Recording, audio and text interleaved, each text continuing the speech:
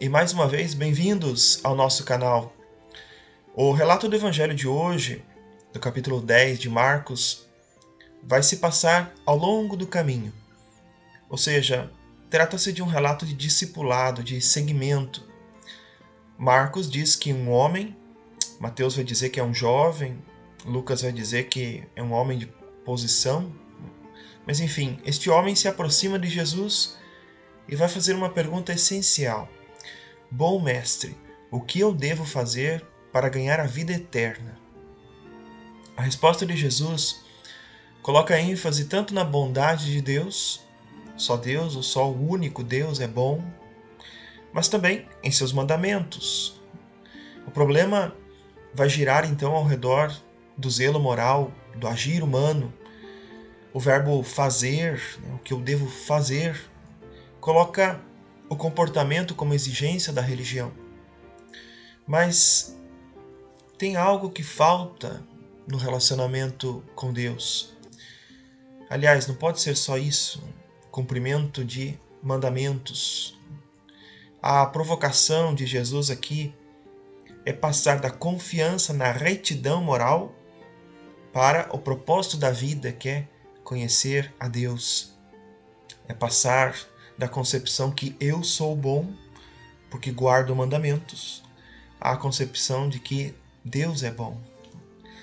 É certo que é possível guardar irrepreensivelmente os mandamentos, mas com uma intenção turvada. Paulo mesmo vai se afirmar um perseguidor da igreja, mas quanto à justiça da lei, irrepreensível.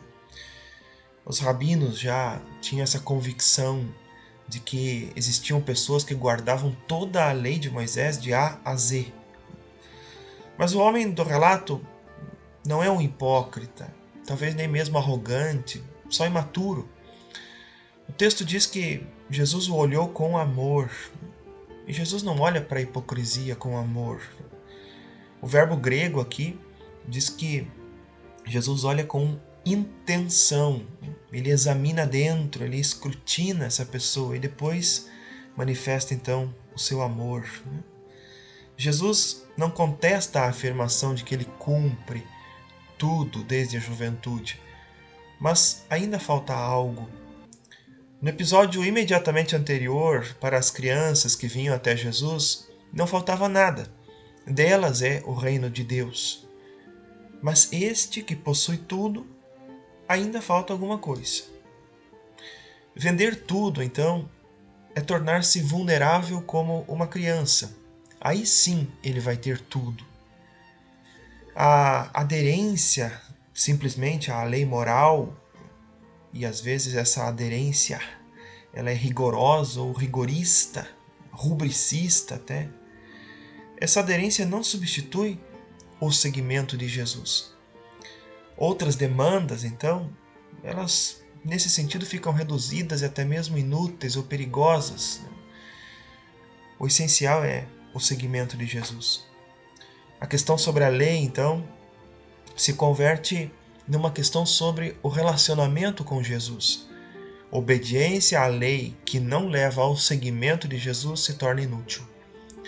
E a expressão tesouro no céu mostra que Jesus é a riqueza do homem, ele substitui todas as riquezas do ser humano.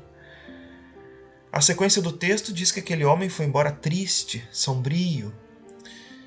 Enquanto ele confiava nos méritos, sentia-se seguro de si.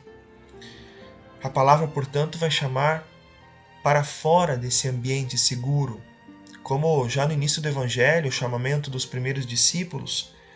A única segurança é o próprio Jesus.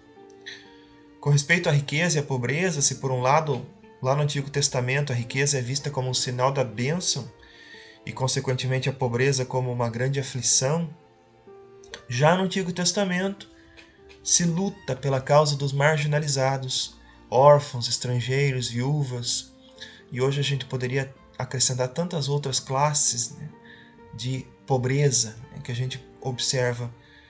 Jesus vai na linha dessa tradição. E mais, ele considera a necessidade que resulta da pobreza como uma bênção.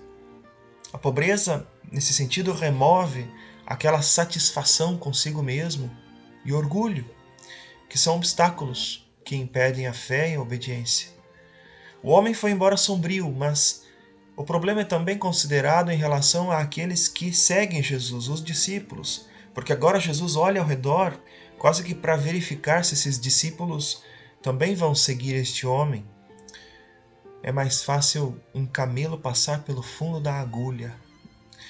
O tom aqui soa até humorístico, né? Um camelo passando pelo buraco de uma agulha, soa exagerado, né? E esse exagero é voluntário, né? É buscado justamente para mostrar a gravidade da situação. Essa afirmação humorística não diminui essa gravidade. A riqueza, ela é potencialmente perigosa para a fé. Embora Jesus não a condene enquanto tal, mas o fato é que ela impediu esse homem de fazer a única coisa que era necessária para a salvação, que é seguir Jesus.